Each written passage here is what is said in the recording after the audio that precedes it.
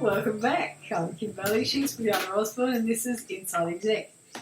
Today we're going to talk about a topic that we've both had experience with in various organisational sectors, government and private industry, and it's about business inquiries, business operations inquiries. In terms of the government, it was when we had a ministerial that came in, a question from Parliament that we had to find an answer to within a set time frame. It might be that you are looking at a review of your operations. It might be an external body looking at a review of your operations. So we're going to investigate what stresses they cause in the workplace, how you approach them and how you prepare your team for them. There's many facets to that, of course, how to prepare and make sure your house is in order, etc. We are not going to cover all of that. What we're going to assume is that you're running a good ship, you got everything, processes are correct, training, procedures, everything is good. Even in the best organizations, once you know there's someone coming in, whether it's an external party, internal party, from your country, from your region, or from globally, to do the review, there's a lot of nerves around. And the nerves are across the organisation and filter down. And it's a natural response. We are not geared for success. We're not built for success. We're built for survival. And so in this situation, our survival instinct comes to the fore, and we go to the often spoken about conditions of fight or flight. So I guess every single person in the organisation or the part of organisation this is happening got to be mindful that I feel nervous, so would my staff be feeling nervous. And that's got to start from the head. From the head onwards is to say, remind yourself about how confident you are in what you're doing, what sort of a ship you're running, and how you train your staff. Now you need to help yourself and help them in how to present yourself. How to present yourself not in just the appearance and tidiness, but in the confidence, in what to expect, as in there might be an interview by 1, 2 or 3 people. It could be by all of them at once. It could be individually. It could be repetitive. One thing for sure, it's going to take up time. It's going to take up because they ask for material to be prepared sometimes beforehand, but sometimes on the spot. Sometimes they will join to a meeting. And what we want to focus on is to remind yourself that it is like in any stressful situation. If you are at an interview for a job, or you're being interviewed for the driver's test. Yeah, driver's test, or whether you're in an athetic team, for selection, for a competition, anything like that. Anything where you are judged, I guess, or where there's a performance standard that has to be met, and you haven't been necessarily measuring that along the way, but you think you're there, you think everything is okay, but you're not confident that every T has been crossed or every I has been dotted. And so what you focus on then are the things that might not be right rather than the things that are right. And if you are focusing that way, then you can't pass on any confidence to the rest of your team. You really got to look at the team, and this is the case where you really do have to lead by example.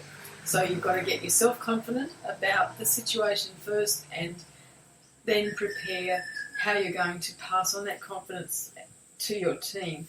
You need, I think, to also recognise that the team's going to all react differently. So you're not going to be able to have a blanket approach and say to everyone, you should be confident because we know we've all been doing the right thing. There will be some who don't handle these situations as well as others, and so you'll need to identify those and perhaps have different approaches for different members of the team. You can actually practice by going through some interviews, and some people have either within your team or yourself, you may have been in the auditing role at some point, or you've done it yourself, and you've certainly been a recipient of it. You have experience, some have and some haven't. So show them how it's most of the time is conducted. You can't know 100%. But also the importance of being confident and stuff that being covered in other podcasts where Kim talked about how they sit and how do you want to cover that? Yeah, it's also about the confidence thing is not just what you say. It's about the whole physiology of how you're saying it. So if you start to worry about this situation, and I'm going to talk about how when a ministerial comes in, because that was my most exposure to these sorts of situations. So it was a certain colour file.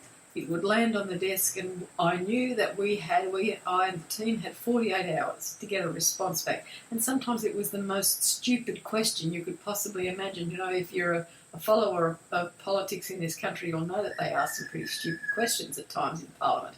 But it was a question. It was either what was called a ministerial, which meant it came from the minister's office and had to be answered within 48 hours, or it was a parliamentary question, so a question on notice, for which the person giving the answer needed information from us, and again there was a time limit.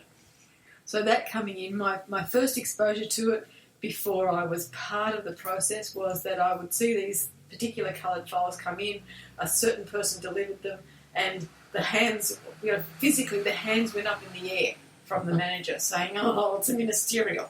And so everyone reacts immediately to that. This is something that we should be worried about because this person is showing physical signs of concern about this situation.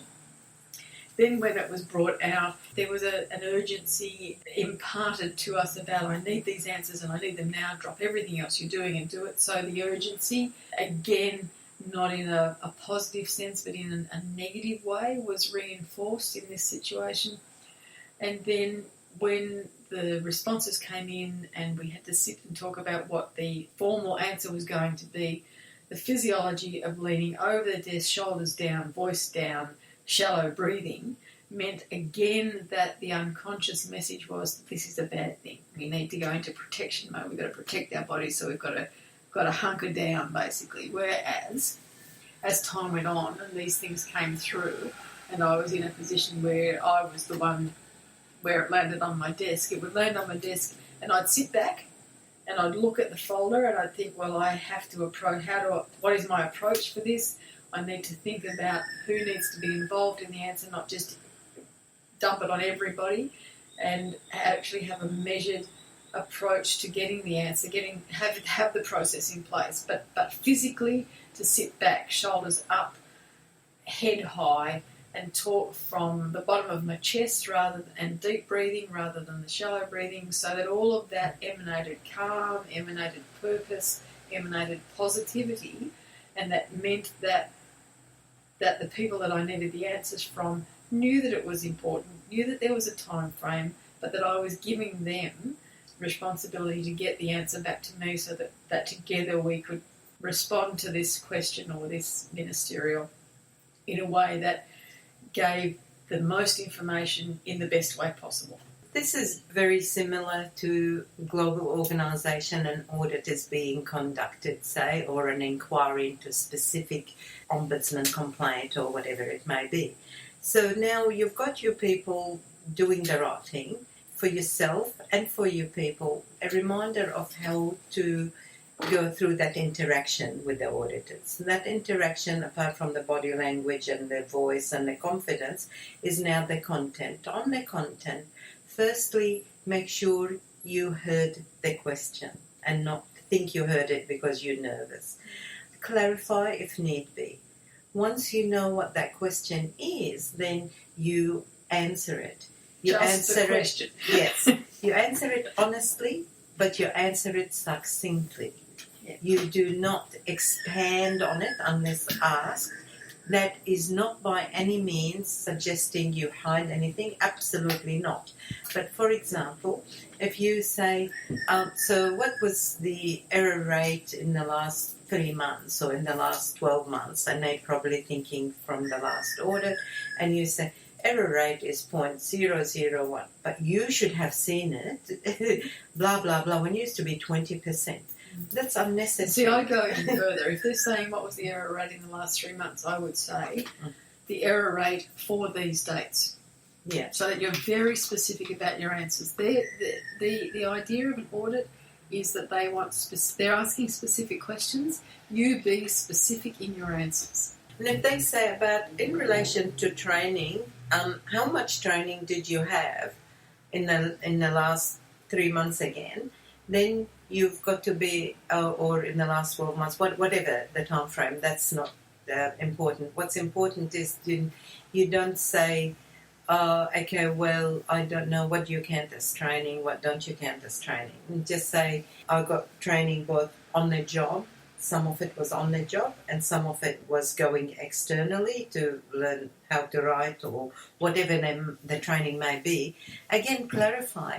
Ask them, do they want internal training, external training? Are they talking about self-development and training, or are they talking about technical on-the-job training relevant to your You're allowed to ask questions. Doing? You can ask questions as well, and you can say, and we'll go back to my favourite topic at the moment about being specific in your communication. So if they're saying to you, what sort of training have you had in the last 3 months, then your response is, are you asking me specifically about courses I've attended?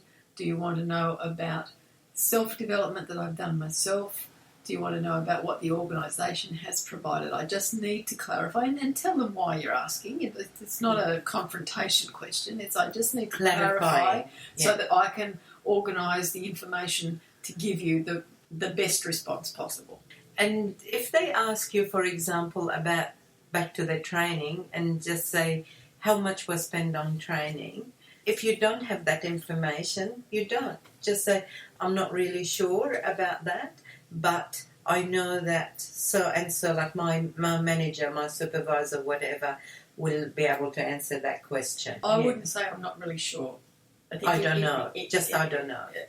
I don't have that information here with me. Yeah. I can get it for you.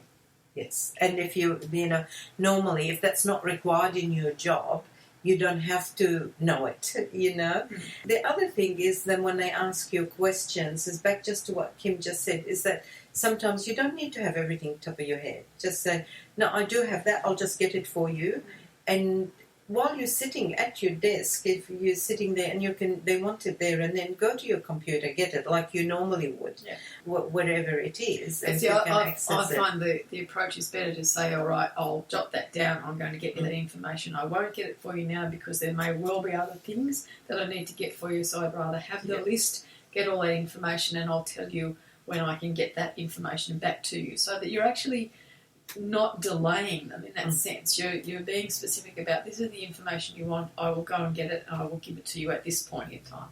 One thing that helps you be confident and clear instead of nervous is the more information you have. So when you know that it's periodic audit or business review or it is a one-off, as soon as you find out, just try and get involved into the preparation side of things, when, who, what to expect. Even if you're not attending the meetings, the information meeting, find out who is and find out. So if you're a team member and you know that your supervisor or one of your colleagues is attending to represent your area, make it, I know it's their responsibility to come and share the information, but don't be afraid to go and arm yourself with information so you understand the process more, and so you understand who asked for what and when, and what documentation have they asked for so far.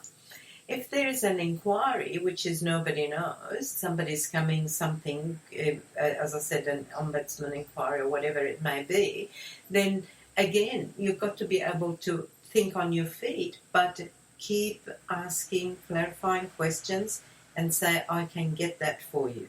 It occurs to me now, the most empowering thing you can do for yourself is to embrace the opportunity. You'll be amazed at what a result that will have with your team.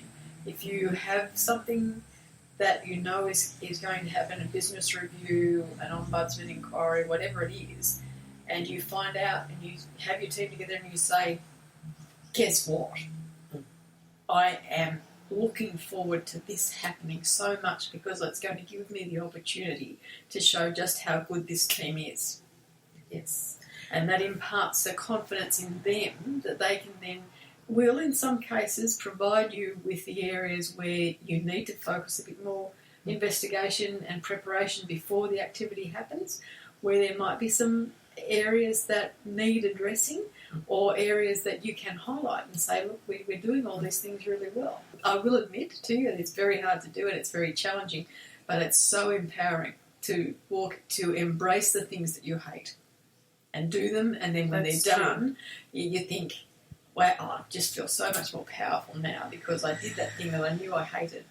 And then after, be sure to know exactly what was the outcome, but not just overall, oh, wow, we passed, everything is all right, they could find no wrong. They might find overall that was a good outcome, but there might be little things that aren't of major consequences yet, but they need attention.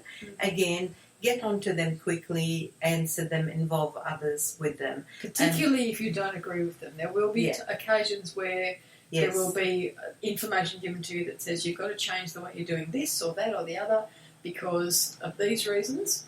And you think, well, that's not the case. You don't know what it's like here every day. You don't know the resource restrictions I've got.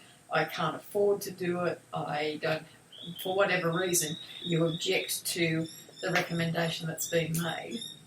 That really doesn't matter. You know, unless the organisation has the opportunity for you to have that reviewed, you've got to run with that. You've got to do that thing. And you've got to be able to report next time there is a review that you have done the things that were recommended to do. So you've just got to take them on board and say, this is what we've been asked to do. We have to give it our best because they're going to be looking for that next time, whether we agree with it or not. And if we don't agree with it and we don't think it's going to work and it doesn't work, then we have to document why it didn't work, even though we tried our best to implement it. And if you want to get a good review outcome, make sure that you are on getting things done throughout the year, all the time, in a good, clean manner. And when you're not sure, ask and clarify.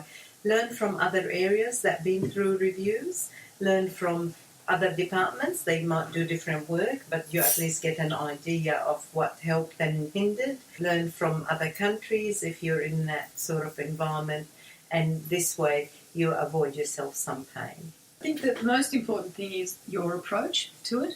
The organisation may well have developed a culture where there is fear and threat attached to these activities.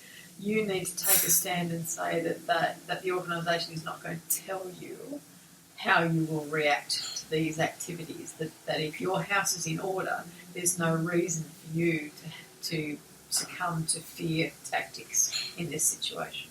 Okay, I think we've covered that as much as we can for the time being. I'm Kim Bailey, she's Fulyana Osborne, and this is Inside Exec.